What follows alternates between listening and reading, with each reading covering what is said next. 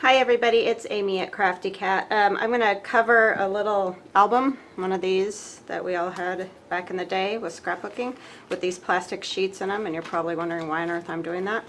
But I have a whole bunch of these. I think I thought I was going to make a lot of albums and I never got around to it, and I'm not crazy about a lot of the prints that are on them. So I'm going to cover them just like we would cover a book. So basically what you want to do is we're just going to do this portion right here. We'll worry about the spine later, but a lot of you have probably done this. It's just, if there's anybody who hasn't, I just want to make sure I show them what I did.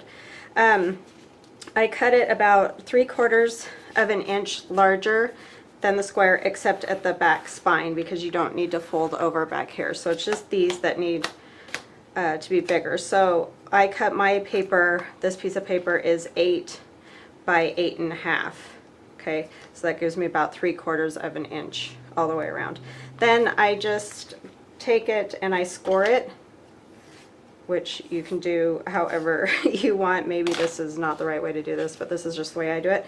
And then I cut these corners off, and the way I do that is I cut one corner and then I use the template and put it over on the other side to try to get it as even as possible. A lot of this will be covered up, so it doesn't have to be absolutely perfect, so don't make yourself crazy trying to make it perfect. But anyway, you'll glue the other side down, and then when you come in to do this part, you're just going to fold one tab at a time, and see you're going to get kind of an overlap like this.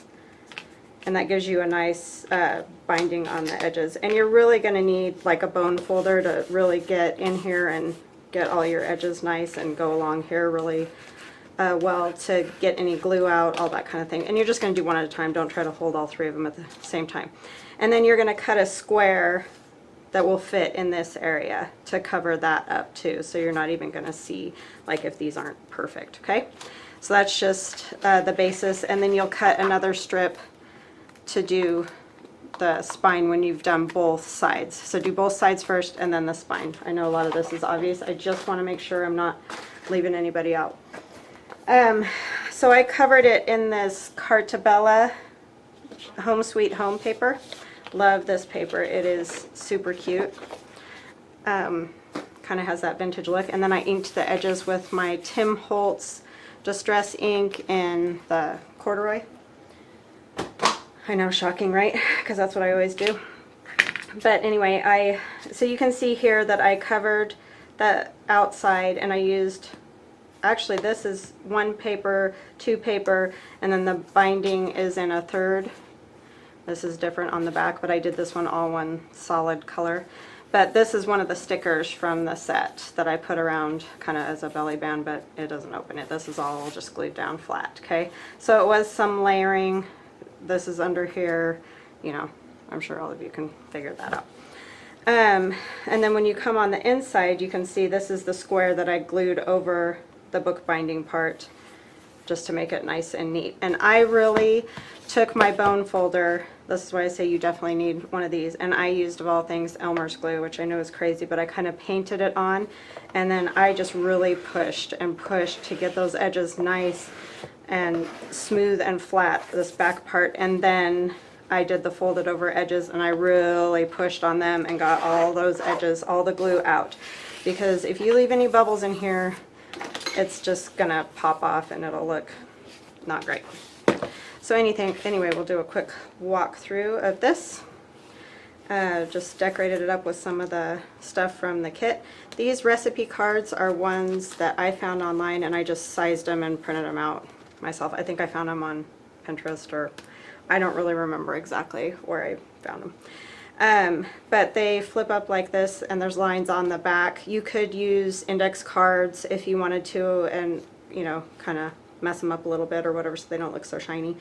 And just, I left this end of this tag open so you can slide that under, and you can write recipes on it. And it's great with these plastic sheets because then your recipes don't get all disgusting.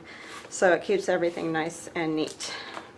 So that's what I did throughout the book, just washi tape the tops. And you could, once you get them written the way you want them, if you really wanted them to stay in place, you could put them in there with brads, or I don't know, however you would want to do that. A couple of these recipe cards are in the kit, or with that paper collection. They just didn't have very many, so I kind of wanted to do my own thing. And you could put an index card on the back of these, or like right here, which would be a great way. Or you could just write, like some of these have some good like ledger looking paper, and you could easily write your instructions for your recipe there after doing the ingredients on the front.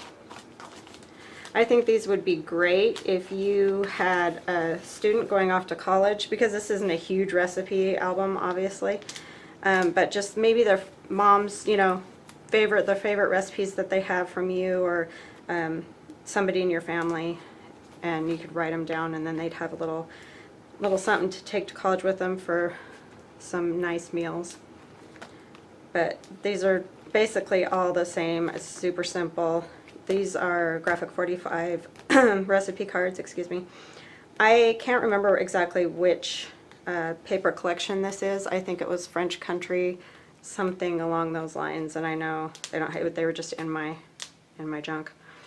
So yeah, but anyway, I just think this would be great for a college student to have and take with them. So something to think about, since we got all of that coming up. Kids going off to school. So just another idea for something that you might have kicking around your house that you don't know what to do with. I don't know what I'm going to do with the rest. Maybe if I figure something else out, I'll come and share it with you guys. I hope you're all having a great day. If you have any questions or comments, please, please, please leave them below. If you like to see any of the supplies that I usually use or where to get them, I have a link below for Amazon and all the things that I like to use there. And you can check that out if you want to.